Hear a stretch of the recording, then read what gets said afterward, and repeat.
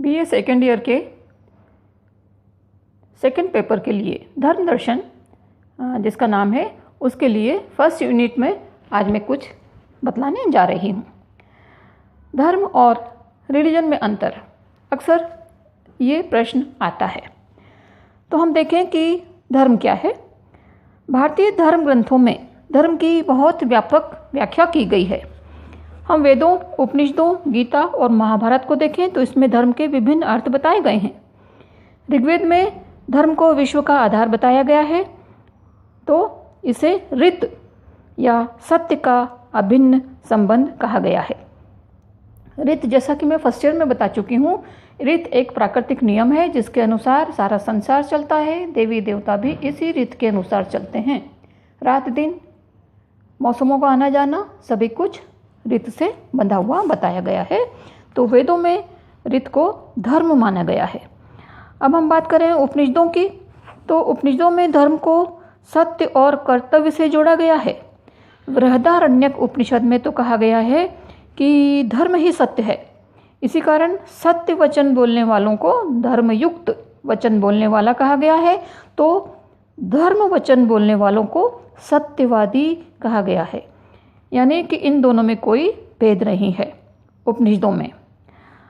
उपनिषदों और गीता में वर्णाश्रम धर्म का भी उल्लेख आता है। अब बात करें बौद्ध दर्शन की, तो बौद्ध दर्शन में नैतिकता को महत्व देते हुए अष्टांगिक मार्ग जो बताया गया है उसी को धर्म कहा गया है। धर्म को जीवन पद्धति के रूप में भी भारतीय ऋषियों ने स्वीकार किया है। अगर हम संक्षेप में देखें तो कह सकते हैं कि भारतीय मनीषियों ने सदाचार और कर्तव्य पालन को धर्म के नाम से अभिहित किया है, यानी कि यही धर्म है। धर्म की भारतीय परिभाषा देखें अब हम, तो भारतीय दृष्टि में धर्म की परिभाषाएं विभिन्न शास्त्रों में जो मिलती हैं उनके अनुसार धर्म को जानने की प्रयास हम कर सकते हैं। आपस्तंभ धर्म सूत्र ये ग्रंथ है, इसके अनुसार हम देखेंगे कि धर्म क्या है। धर्म की परिभाषा इसमें की गई है कि धर्म वह कार्य अथवा आधार है जिसकी प्रशंसा शिष्ट जन करते हैं। इसके विपरीत शिष्टों द्वारा निंदित कर्म को ही अधर्म कहा गया है। तो ये एक परिभाषा हो गई। अब धर्म का धारणात्मक तत्व महत्वपूर्ण है। भारतीय वाङ्मय में धर्म को इसी से जोड़ा गया है।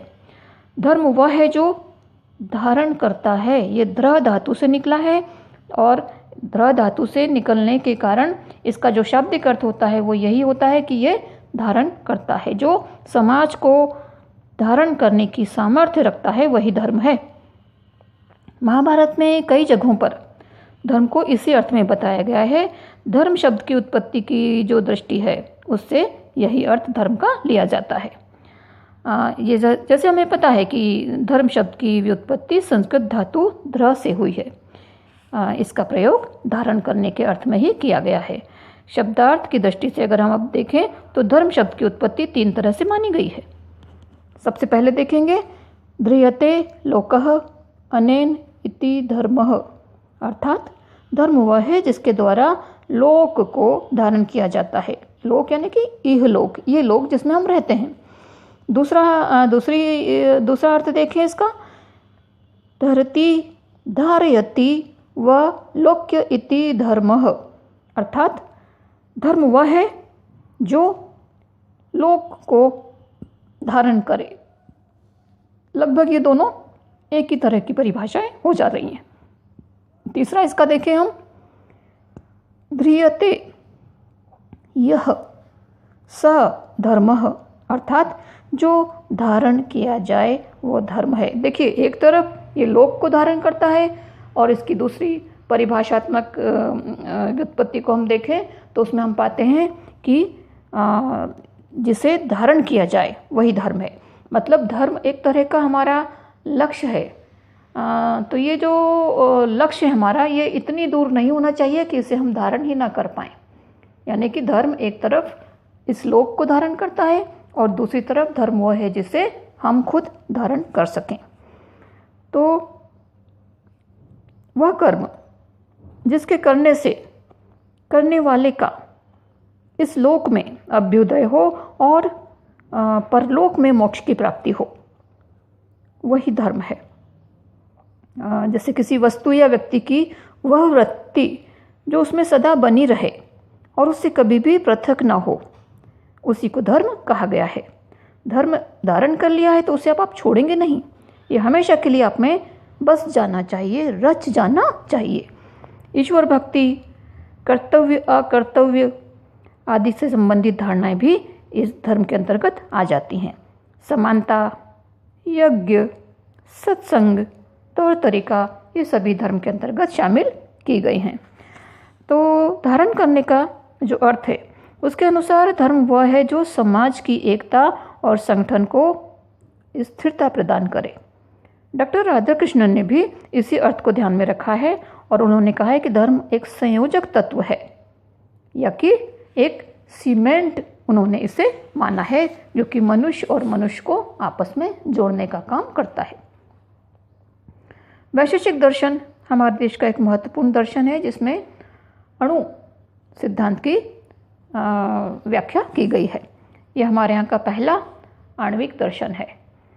जो लोग कहते हैं कि भारत में विज्ञान नहीं था, उन्हें वैशेषिक दर्शन को पढ़ना चाहिए। बाय द वे उन्हें हमारा पूरा ही दर्शन पढ़ना चाहिए, तो वो अपनी बहुत सी भ्रांतियाँ दूर कर पाएंगे। तो वैशेषिक दर्शन में इन सभी परिभाषाओं से अलग धर्म की व्याख्या की गई है। ये कहता है कि धर्म को जागतिक यानी कि लौकिक उन्नति और पारमार्थिक कल्याण का साधन होना चाहिए। यानी कि धर्म वह है जो उन्नति और पूर्णता को प्राप्त करने वाला है। इसे ही महर्षि कणाद धर्म मानते हैं। अब ये तो हो गया भारतीय परिप्रेक्ष्य में धर्म। अब हम देखें कि धर्म को इंग्लिश में रिलीजन कहा गया है। रिलीजन क्या है, इसको समझने के लिए इसके शाब्दिक उत्पत्ति को हम देखेंगे। अंग्रेजी शब्द रिलीजन की उत्पत्ति लैटिन भाषा के रिलीजेयर शब्द से हुई है। रिलीगेयर भी से कहा गया है, जिसका अर्थ होता है बांधना। इस दृष्टि से रिलीजन वह है जो मनुष्य को ईश्वर से बांधता है। डॉक्टर राधाकृष्णन ने रिकवरी ऑफ फेथ नामक अपनी जो बुक है उसमें लिखा है, उसके अंतर्गत उन्होंने रिलीजन शब्द के इसी अर्थ को मंजूर किया है और वे लिखते हैं कि धर्म या रिलीजन शब्द के धात्वर्थ में, यानी कि जो धातुगत व्युत्पत्तिगत अर्थ है, उसमें यह भावना है कि यह एक संयोजक, जोड़ने वाली, मिलाने वाली शक्ति है, जैसे मैंने अभी बताया था। और इसी पुस्तक के एक दूसरे जगह पे वो कहते हैं कि धर्म या रिलीजन एक सामाजिक संयोजक या एक सीमेंट है, एक ऐसा मार्ग है जिसके द्वारा मनुष्य अपनी उच्चाकांक्षाएं व्यक्त करते हैं और अपनी असफलताओं, निराशाओं के बीच शांति और सांत्वना पाते हैं। रिलीजन के विषय में डॉक्टर राधाकृष्णन के इस मत से यह साबित होता है कि यह ईश्वर और मनुष्य के मध्य संबंध तो स्थापित करता ही है, साथ ही साथ मनुष्यों को भी आपस में बांधता या जोड़ता है या संगठित करता है। यहाँ यह बताना जरूरी समझती हूँ कि इस अर्थ में यानी कि रिलीजन का मनुष्य और ईश्वर से संबंध स्थापित करना और मनुष्यों का आपस में संबंध स्थापित करना, तो अंग्रेजी के रिलीजन और संस्कृत के धर्म दोनों शब्दों में यहाँ समानता मिलती है। धर्म भी मनुष्य को ईश्वर से जोड़ता है, धर्म भी मनुष्य को मनुष्य से जोड़ता है और रिलीजन भी यही काम करता है। इन दोनों के अनुसार रिलीजन और धर्म मनुष्य को ईश्वर से बांधना या मनुष्यों को आपस में संगठित करना या बांधने का कार्य करते हैं। तो यहाँ रिलीजन और धर्म दोनों में एकत्व है। कुछ विद्वान मानते हैं कि रिलीजन शब्द जो है वह धर्म से कुछ कम महत्व रखता है, ऐसा राधाकृष्णन नहीं मानते। और यह हमको राधाकृष्णन की जो व्याख्या है उससे सिद्ध भी हो जाता है। अब फिर से हम रिलीजन और धर्म को थोड़ा देखें तो रिलीजन और धर्म जो अभी हमने देखा उसके अनुसार समानार्थी हम इनको कह सकते हैं, लेकिन कुछ विद्वान मानते हैं कि दोनों में समानताएं नहीं हैं। फिर भी धर्म का प्रचलन रिलीजन के अर्थ में ही।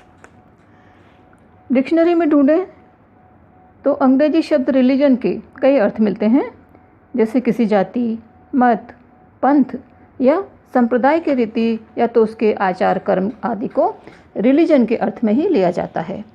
नियम, व्यवहार, रीति रिवाज, अधिनियम, धार्मिक या नैतिक गुण, पवित्रता, कर्तव्य, अच्छे कर्म, व्यवहार के लिए निर्धारित क्रिया विधि, सत्य, न्याय, समदर्शिता, ईश्वर भक्ति, अपक्षपात यानी कि निष्पक्षता, पुण्यात्मा होने का गुण, मर्यादा या शिष्टाचार, नीतिशास्त्र, स्वभाव, चरित्र के आवश्यक गुण, अनिवार्य मानवीय गुण आदि जितने भी ये तत्व हैं, ये सब रिलीजन के शाब्दिक अर्थ के अंतर्गत लिए गए हैं। इन अर्थों के अलावा कुछ लोग यह भी कहते हैं कि इसका रिलीजन या धर्म से कोई साम्य नहीं है। रिलीजन के विस्तृत अर्थ को हम छोड़ दें तो संकीर्णता के कारण संप्रदाय या मत या पंथ के रूप में रिलीजन को देखने का प्रयास किया जाता है। यदि संकीर्णता से धर्म शब्द का अर्थ भी लगाएं तो भी हम संप्रदाय या पंथ की संज्ञा इसे दे सकते हैं। देखिए, ऐसा नहीं है कि रिलीजन कोई संकीर्ण शब्द है धर्म के लिए और धर्म कोई बहुत व्यापक अर्थ ही है। धर्म के भी अनेक संकीर्ण अर्थ लिए जाते हैं और हम देखते हैं कि उसके नुकसान भी धर्म के मानने वालों को काफ़ी उठाने पड़ते हैं। तो हम ये नहीं कह सकते कि रिलीजन और धर्म दोनों को समानार्थी नहीं माना जा सकता। ये दोनों समानार्थी हैं और इसका कोई कारण नहीं है कि हम इन्हें समानार्थी नहीं माने।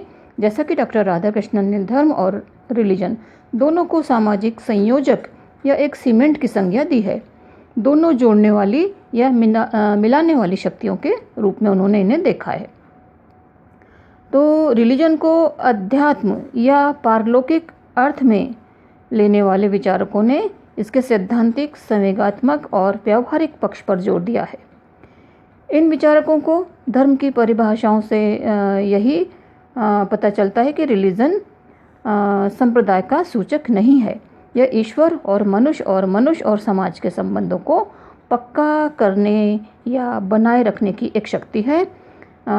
फ्रेजर ने अपनी पुस्तक में लिखा है कि धर्म मनुष्य से श्रेष्ठ शक्ति में एक अडिग विश्वास है जो प्रकृति और मानव जीवन को निर्देशित और नियंत्रित करती है।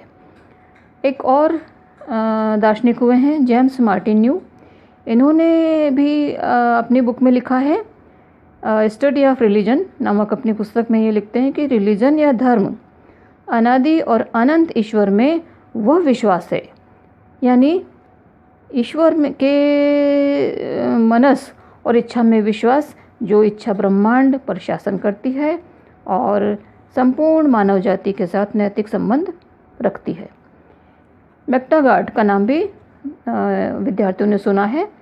ये अपनी परिभाषा में कहते हैं कि धर्म मनस की एक दशा है, यानी यह संवेग की अवस्था है जो इस विश्वास पर आधारित है कि हमारे और ब्रह्मांड के बीच में समन्वय है। तो इस प्रकार अनेक विद्वानों ने माना है कि रिलीजन जो है वो धर्म के ही समतुल्य है। हालांकि कुछ लोग ये भी कहने को तत्पर हैं कि धर्म में जो गहराई है वो रिलीजन में नहीं है, लेकिन डॉक्टर राधाकृष्णन के हवाले से हम कह सकते हैं कि ये बात नहीं है। धर्म और रिलीजन दोनों एक दूसरे के समानार्थी ही हैं। तो आज इतना ही।